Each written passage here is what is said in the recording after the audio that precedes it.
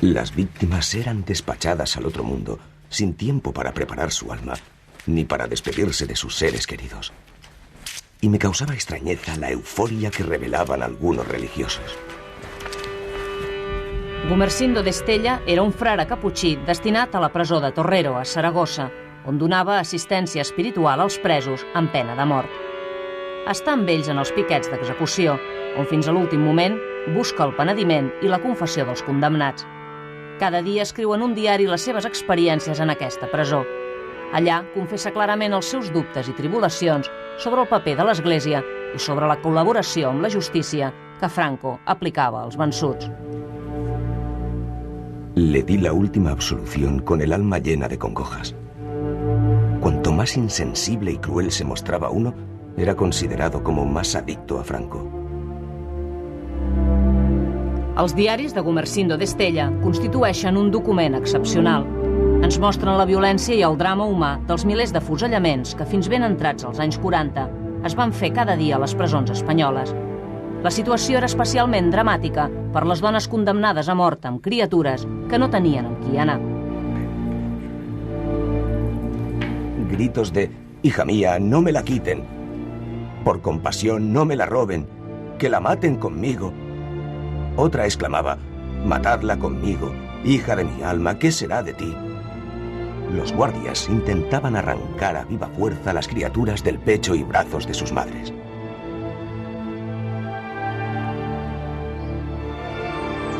Gumersindo estava al costat de les dones que eren conduïdes al cementiri per ser afusellades. No sabia trobar consol per elles quan veia com els prenien les criatures. L'angoixa d'aquelles mares sobre la sort que correrien els seus fills a mans dels seus mateixos botxins va impressionar el frare.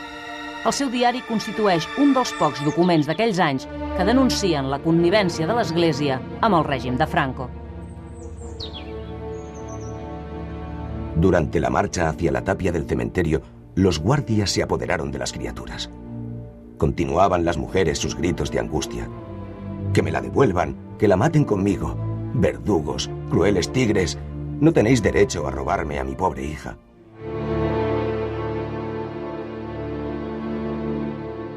Estando penada a muerte, imaginaros lo que eso supone. Para pensar que te van a quitar la niña. ¿Cómo te van a quitar la niña? ¿Qué van a hacer con esas niñas? ¿Qué van a hacer con nuestros hijos? Cuando hablábamos muchas veces de esto, decíamos, ¿y cómo va a ser? Y yo me lo voy a poner así. Y yo me la aprieto y si quieren que me maten con ella. Y decíamos 80.000 cosas como era lógico y natural. Tenías la salida de coger y dársela a tu familia. Pero ¿qué iban a hacer con esos niños? Si tú la dabas de verdad, se lo iban a entregar a tus familias. Contigo estava segura, hasta que llegara ese momento. Quan un fill complia 3 anys a dintre la presó, si no tenia familiar, venien a buscar-los, el prenien en un asilo que em van dir que era a Madrid, que havia fet Franco, i agafaven aquella criatura cap a aquell asilo.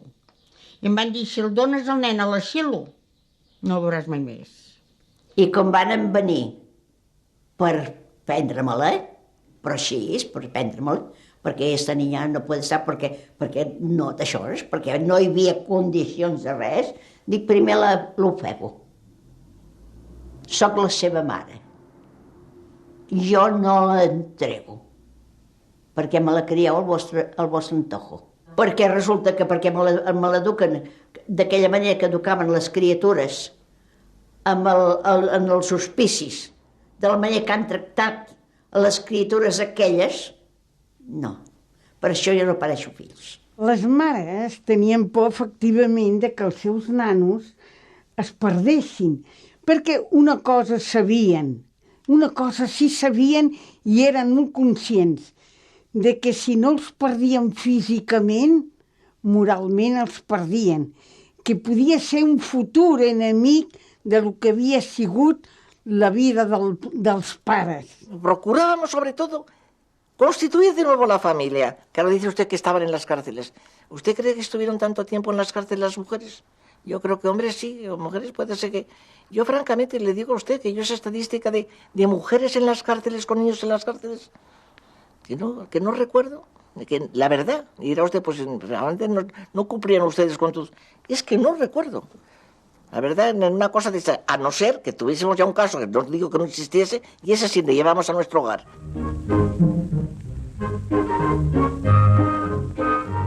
Esta escuela maternal establecida en los jardines del Alcázar dispensa sus cuidados a los niños huérfanos de guerra y a los que Auxilio Social recoge abandonados por sus padres, que huyeron con el ejército marxista. El 1936 es crea l'Auxilio d'Invierno, una còpia de la Winterhilfe de l'Alemanya nazi. Depenent de Falange Espanyola i ja amb el nom d'Auxilio Social, comença a estendre per tot Espanya una xarxa d'assistència per les persones necessitades, sobretot per nens.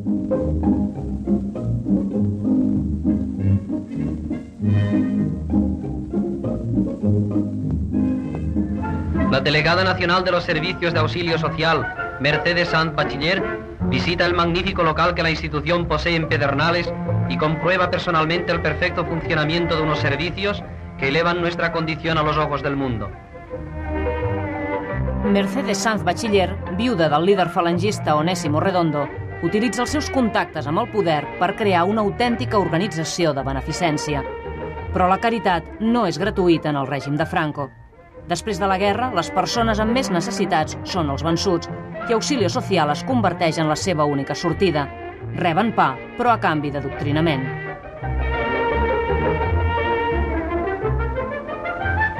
Hoy, en plena época de paz, nuestro esfuerzo ha de concentrarse preferentemente en esta nuestra más alta misión, la protección a la maternidad y a la infancia. Indudablemente que nosotros teníamos el deseo, pero no el deseo por convencerles a nuestras ideas, porque creíamos que era lo bueno, que era lo mejor. Yo no hubiese querido vivir en un país comunista, y prueba de ello tenemos un problema del comunismo, y lo que ha sido el comunismo.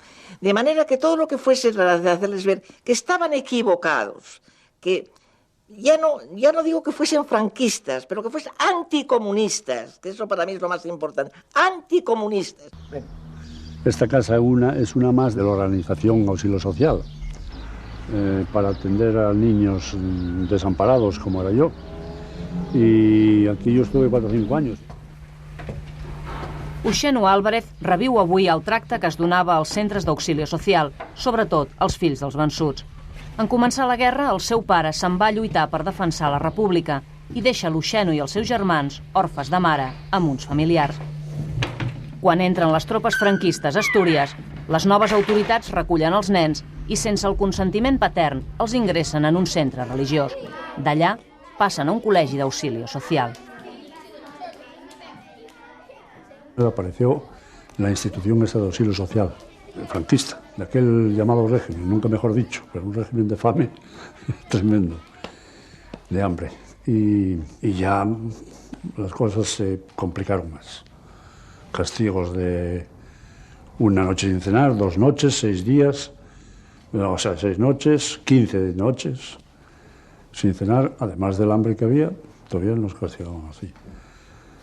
Y castigos tremendos. Nunca el Estado español ha organizado y mantenido una política benéfico-social tan amplia, tan generosa, tan orgánica, como la que Auxilio Social ha realizado y realiza.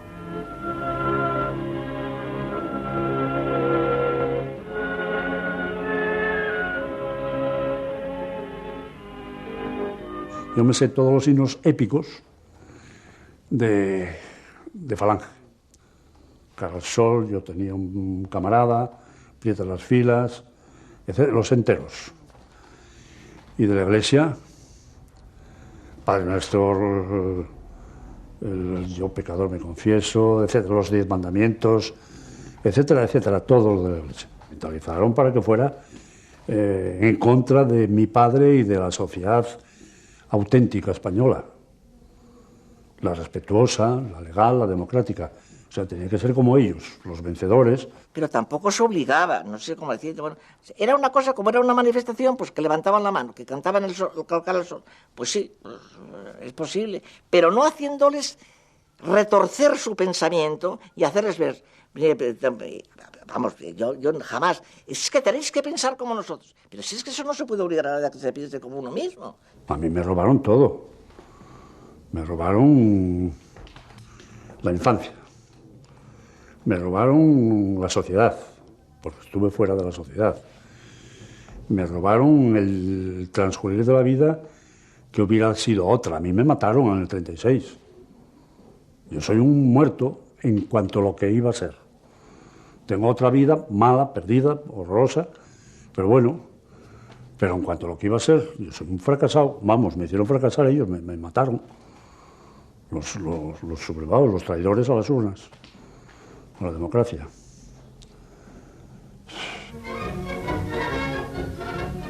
En callada y tenaz labor, la mujer española se entrega a la misión sagrada de recuperar a miles de hijos de España y salvarlos de la miseria para entregarlos sanos y regenerados a la patria que les vio nacer.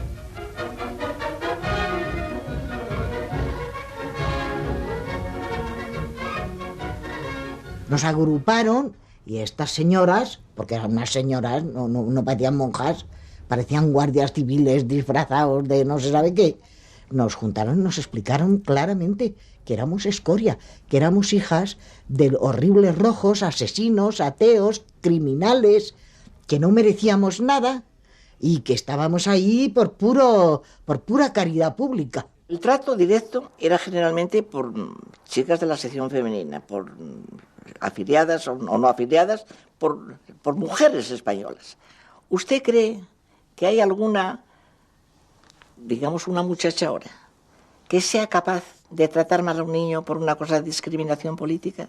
¿Usted no cree que la mujer española a un niño le puede querer más, le puede dar un cachete, pues lo has hecho todo bien porque has tirado este vaso? ¿Pero usted cree que hacerles algún daño? No me lo creo. Y eran ellas las que les trataban directamente. ¿Cómo voy a pensar en ningún maltrato? Es que no se me ocurre ni pensar por ello. No entendíamos bien, sabíamos que éramos culpables, pero no sabíamos de qué. Y naturalmente yo y Susi comentábamos, bueno, pero si papá no ha hecho nada malo, o sea, es que en mi casa nadie había hecho nada malo, no entendíamos por qué. Porque éramos criminales, porque estava claro, que, como nos explicaron aquelles senyores, que éramos criminales. Auxili social, els seus asils, els seus centres, no ens enganyem, a la pràctica no són altra cosa que camps de concentració de criatures. I les funcionàries d'auxili social són les mandantes que podíem trobar en altres centres. Que no hi hagi un extermini sistemàtic? Bé, no hi ha un extermini sistemàtic, però sí que hi ha una transformació de la naturalesa d'aquelles criatures que haguessin estat educades d'una altra manera, i probablement millor, o com a mínim segons la decisió dels seus pares. En aquest sentit, l'estructura de l'auxili social és bàsica, important i definitiva pel règim. El Patronato de Nuestra Senyora de la Merced era l'organisme encarregat dels fills de reclusos. El 1942, aquest organisme tenia sota la seva tutela uns 9.000 nens. En només un any, la xifra havia pujat més del 40%.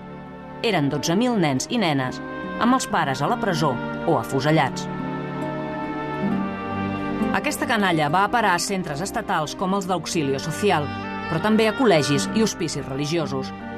Els diferents ordes eclesiàstics tenien una compensació econòmica per atendre aquests nens. Cobraven 4 pessetes per dia i criatura ingressada, una suma considerable per l'època que no sempre revertia en el benestar dels nens.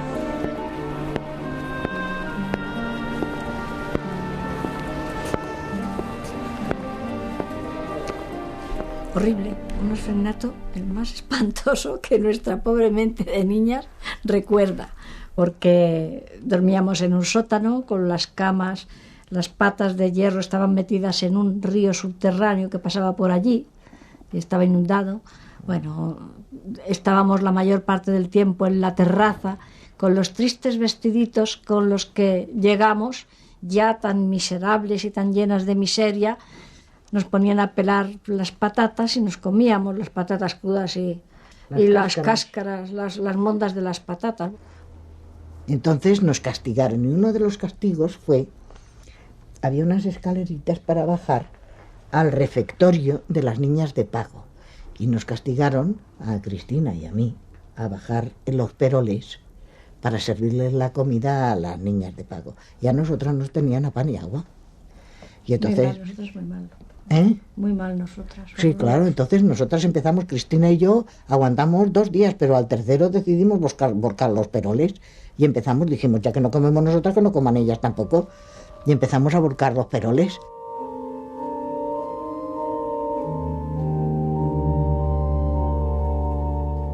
Allí había monjas muy buenas, esa es la verdad, pero también las había muy resentidas, venenosas y malas. Y de lo más doloroso que a nosotros nos pasó es tener conciencia de que nuestro padre ya estaba en capilla y que teníamos que estar en la capilla nosotros rezando porque lo iban a matar. Ya queda un día, ya quedan 6 días, ya quedan 5 días, ya quedan... Entonces ahí cada uno salió como pudo. Yo no me volví loca de milagro, porque yo me encaré con el Cristo que había en la capilla. Y yo le decía, pero eres un asesino. Si mi padre era muy bueno, ¿por qué lo consientes? Porque claro, esto es un contrasentido, el de la religión a veces. Es todopoderoso, y resulta que el todopoderoso te mata a lo más bueno que tienes, pues no lo entiendes.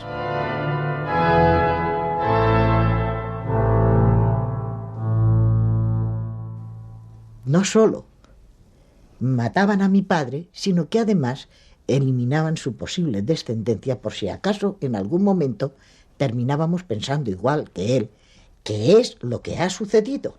Tanto mi hermana Susi como yo, como la pequeña, seguimos pensando lo mismo que mi padre. Es decir, ellos tenían razón, nosotros somos mala semilla,